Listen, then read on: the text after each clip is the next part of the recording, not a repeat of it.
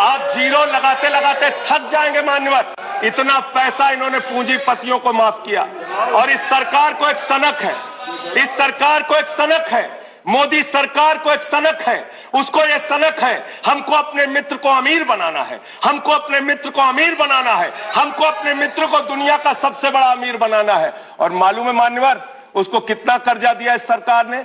2.5 लाख करोड़ रुपए, 2.5 लाख करोड़ रुपए मान्यवर, 2.5 लाख करोड़ रुपए। जीरो लगाते लगाते थक जाएंगे। एक इंसान को 2.5 लाख करोड़ रुपए और बच्चे के दूध पे टैक्स लगाते हो, आटा दाल चावल पे टैक्स लगाते हो, हिंदुस्तान के गरीब आदमी का खून चूसने का काम करते हो। सरकार किसके लिए चल रही मान्यवर? यह सरकार किसके लिए चल रही है? इसको ध्यान से हमें सोचना पड़ेगा। जब हम इसी सदन में किसान के काले कानून का विरोध कर रहे थे, हमें सस्पेंड करके बाहर कर दिया गया। 1 साल के बाद ये सरकार कहती है अब हमें होश आ गया, हमारी तपस्या में कमी रह गई, हम काला कानून वापस ले रहे हैं।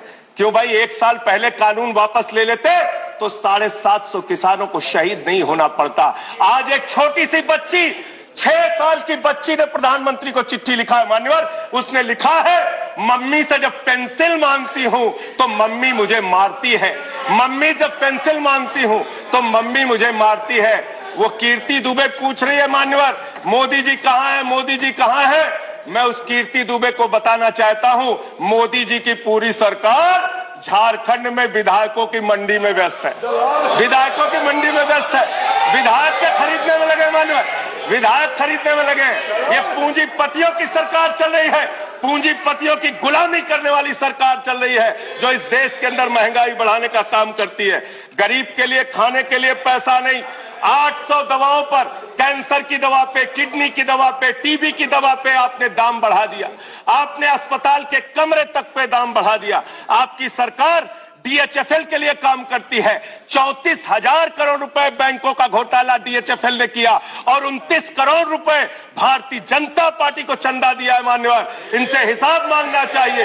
क्यों नहीं जाती ईडी इनके पास?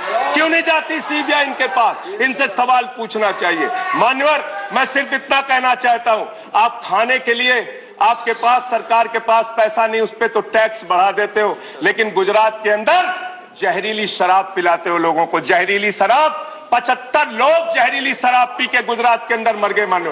75 लोगों की जान चली गई।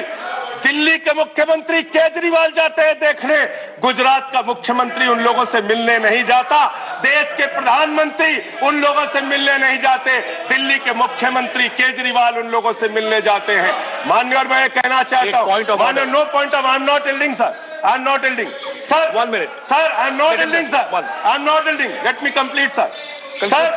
Sir, बस खत्म कर रहा हूँ। कंक्लूड कर रहे हो? I'll take the point. ये सरकार पूंजीपतियों की सरकार है मान्यवर। ये बिल्डर्स के लिए काम करते हैं। मैं आपको बता रहा हूँ, गुजरात में मान्यवर, गुजरात के अंदर, गुजरात में नवासारी एक जगह है, गुजरात में सीआर पार्टी के सांसद। नहीं sir, I am not yielding. इसी चेयर से कहा गया जब बोलते रहो तो किसी को पॉइंट ऑफ ऑर्डर नहीं देंगे। तो no sir, no I am not yielding. अब बात खत्म कर रहा हूं, मेरा लास्ट पॉइंट।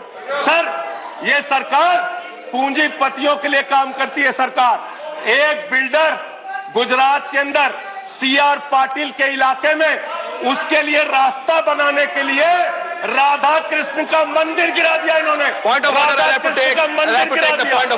11